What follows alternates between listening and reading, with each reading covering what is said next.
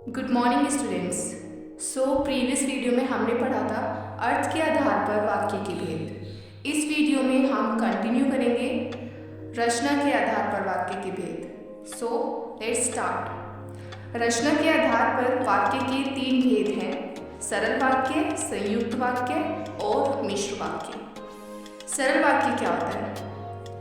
जिन वाक्यों में एक उद्देश्य तथा एक विधेय या एक ही क्रियापदबंध होता है वे सरल वाक्य कहलाते हैं। मतलब सरल वाक्यों में क्या होता है कि एक ही तो उद्देश्य होगा और एक ही विधेय होगा और एक ही क्रियापदबंध होगा। वो कौन से वाक्य होंगे? सरल वाक्य होंगे। सरल वाक्य के अंतर्गत जो है अर्थ के आधार वाले पर्याय सभी प्रकार के वाक्य आ सकते हैं, जैसे कथनात्मक या विधानवाचक सरल वाक्य। विधानवाचक हमने पढ़ा था ना, अर्थ के आधार पर विधानवाचक वाक्य हमने पढ़े थे कि जिन वाक्यों से किसी क्रिया के करने होने की सामान्य सूचना मिलती है उसे विधानवाचक वाक्य कहते हैं। जैसे सब लोग घर चले गए, मैं कल लंदन जा रहा हूँ, उन लोगों ने अपना काम पूरा कर लिया। तो ये वाले वाक्य विधानवाचक सरल वाक्य हैं। सेकंड, प्रश्नवाचक सरल वाक्य। प्रश्नवाचक सरल वाक्य में क्या होगा? यहाँ पे प्रश्न पूछा जाएगा। यहाँ पे क्या होगा? जिन वाक्यों में प्रश्न किया जाए अर्थात किसी से कोई बात पूछी जाए तो वो कौन से वाक्य होते हैं? प्रश्नवाचक सरल वाक्य। जैसे आपकी गाड़ी कहाँ है? आप यहाँ से कैसे जाएंगे? क्या कल बारिश आई थी? इन सेंटेंसेस में क्या होता है? प्रश्न शब्दों का प्रयोग होता है, क्वेश्चन वाले शब्द, जैसे कि कहाँ, कैसे, क्या। ये वाले वाक्य हैं प्रश्नवाचक सरल वाक्य। इनमें क्या होता है? इनमें क्या है? निषेधात्मक प्रश्नवाचक वाक्य भी आ सकते हैं, जैसे तुम कल क्यों नहीं आए? आपने खाना क्यों नहीं खाया? नहीं क्या है यहाँ पे? निषेधात्मक वाक्य का एक पहचान है, नहीं। तो ये क्या हो जाएगा? निषेधात्मक प्रश्नवाचक वाक्य। इसमें क्यों आ रहा है? प्रश्नवाचक, और नहीं आ रहा है निषेधात्मक। तो ये वाले वाक्य हैं निषेधात्मक प्रश्नवाचक वाक्य। थर्ड है आज्ञार्थक सरल वाक्य। इसमें क्या है? आज्ञा दे रहे हैं किसी को। जिन वाक्यों से आज्ञा या अनुमति देने का बोध हो उन्हें आज्ञावाचक सरल वाक्य कहते हैं। जैसे तू यहाँ से जा, तुम अपना काम करो, कल जल्दी आ जाना, अपना काम कीजिए, अपने घर जाओ। इन वाक्यों में हम क्या कर रहे हैं? आज्ञा दे रहे हैं। तो ये वाले वाक्य कौन से हुए? आज्ञार्थक सरल वाक्य। इन आज्ञार्थक सरल वाक्य में भी निषेधात्मक वाक्य भी आ सकते हैं, जैसे आप फिल्म मत देखना, शादी मत करना, खाना मत खाना। तो इसमें क्या आ गए? निषेधात्मक वाक्य भी आ सकते हैं। फिर फोर्थ है निषेधात्मक सरल वाक्य। निषेधात्मक सरल वाक्य कौन से होते हैं? जिन वाक्यों में किसी कार्य को निषेध या ना होने का बोध होता है, जैसे बच्चे घर नहीं पहुँचे हैं, नौकर ने काम नहीं किया है, मैं थोड़े ही उसे मिलूंगा, अब वह तुम्हारे पैसे लौटाने से रहा। इसमें क्या है? नहीं शब्द का प्रयोग होगा। तो ये कौन से वाक्य हो जाएंगे? निषेधात्मक सरल वाक्य। फिफ्थ है संभावनार्थक सरल वाक्य। इसमें क्या होगा? संभावना होगी, किसी काम को करने की संभावना। जैसे शायद वह सही सलामत हो, शायद इस शब्द का प्रयोग होगा जिन वाक्यों में संभावनार्थक सरल वाक्य होंगे। जैसे शायद ट्रेन आ गई हो, ये वाले वाक्य कौन से हो जाएंगे? संभावनार्थक सरल वाक्य। इन वर्ग में निषेधात्मक वाक्य भी आ सकते हैं, जैसे शायद वहाँ बारिश ना आई हो, शायद अभी फिल्म शुरू ना हुई हो। तो ये वाले वाक्य कौन से हो जाएंगे? निषेधात्मक वाक्य भी आ सकते हैं संभावनार्थक सरल वाक्य में। फिर है इच्छार्थक सरल वाक्य। इच्छार्थक सरल वाक्य में क्या होगा?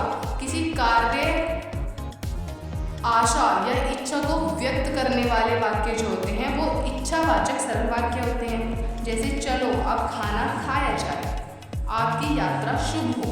ये वाले वाक्य कौन से होंगे? इच्छार्थक सरल वाक्य। फिर 7th है विस्मयादिबोधक सरल वाक्य। विस्मयादिबोधक सरल वाक्य होते हैं जिन वाक्यों से आश्चर्य, शोक, हर्ष और घृणा के भाव व्यक्त हों, उन्हें विस्मयादिबोधक सरल वाक्य बोलते हैं। जैसे वाह कितनी बढ़िया कॉफी बनाई है, छी बहुत बदबू है। तो ये वाले वाक्य हो जाएंगे विस्मयादिबोधक सरल वाक्य। इसमें क्या है? हम आश्चर्य हो रहा है ना, आश्चर्य। तो इन वाक्यों में क्या होगा? आश्चर्य होगा, शोक होगा, हर्ष, घृणा, इनके भाव उत्पन्न होंगे इनमें। तो ये वाले वाक्य विस्मयादिबोधक सरल वाक्य होंगे।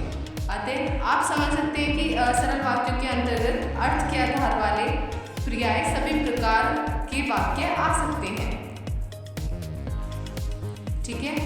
सेकंड है हमारा संयुक्त वाक्य। संयुक्त वाक्य में क्या होता है? इसमें सरल वाक्य 2 बार आता है। सरल वाक्य जो है 2 बार सरल वाक्य जुड़े हुए होते हैं।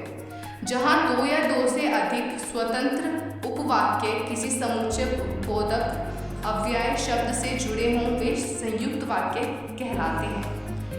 जैसे संयुक्त वाक्य पर्याय निम्नलिखित अव्ययों के साथ जुड़े रहते हैं। जैसे इन वाले जो संयुक्त वाक्य है ना, इनमें क्या होगा? 2 सरल वाक्य जुड़े होते हैं और वो 2 सरल वाक्य इन शब्दों के साथ जुड़े होते हैं। जैसे और, तथा, एवं, इसलिए, तो, अतः, नहीं तो आदि। इन सब वाक्यों के साथ क्या होंगे? 2 सरल वाक्य जुड़े होंगे।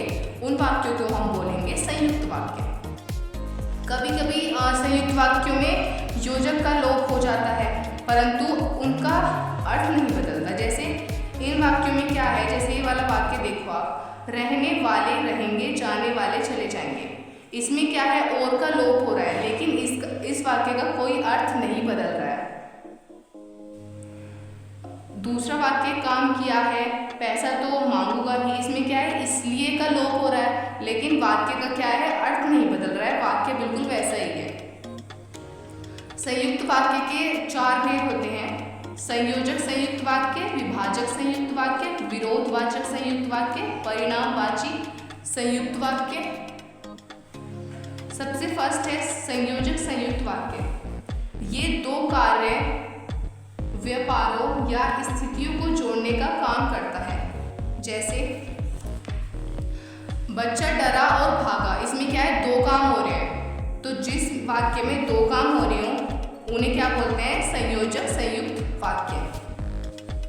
सेकंड, उन्होंने बक्सा रखा और चले गए, इसमें भी 2 काम हो रहे हैं। सोनू मूर्ख व अनपढ़ था, है ना। मुख्य अव्यय होते हैं इनके और, तथा, एवं।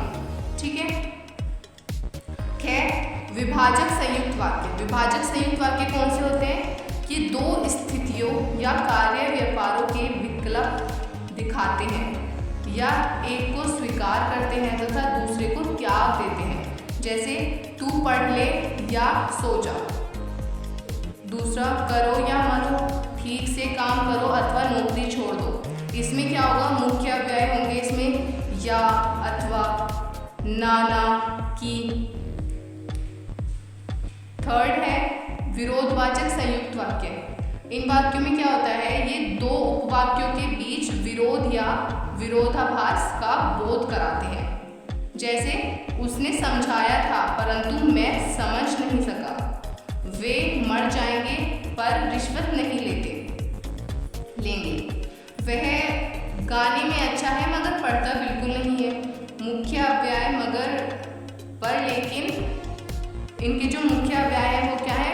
मगर, पर, लेकिन, बल्कि, परंतु, मतलब पहचान। इन वाक्यों को हम इन शब्दों से पहचान सकते हैं। फिर परिणामवाची संयुक्त वाक्य। इनसे कार्य तथा परिणाम का बोध होता है। जैसे तुम मान जाओ वरना पिटोगे। वर्षा होने लगी इसलिए मैच रोकना पड़ा। सोमवार को हड़ताल है अतः बाजार बंद रहेगा। इनमें क्या है? कार्य का बोध हो रहा है, परिणाम का बोध हो रहा है। ये वाले वाक्य कौन से हुए? तो परिणामवाची संयुक्त वाक्य। इनका जो पहचान कर सकते हैं इन शब्दों से कर सकते हैं। इसलिए, अतः, सो, वरना, अन्यथा।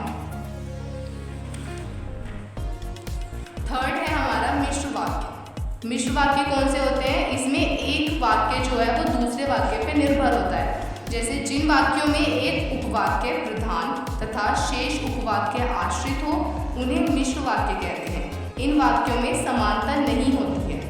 जैसे मुझे वह पुस्तक मिल गई जो खो गई थी, वह जहाँ पढ़ती है वह अच्छा विद्यालय है, जैसे हम बाहर निकले आंधी आ गई। इनकी जो पहचान है मिश्र वाक्यों में, पर्याय की जो, वह, जिसे, उसे, यदि, तो, जैसे, ये सारे शब्द क्या होंगे इसमें प्रयोग होंगे, तो इनसे हम पहचान सकते हैं कि ये मिश्र वाक्य हैं।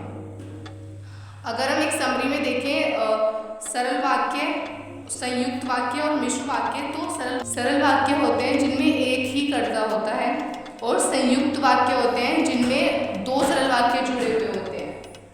मिश्र वाक्य होते हैं जिसमें एक वाक्य दूसरे वाक्य पे निर्भर होता है। तो ये आज के लिए था। Thank you for watching.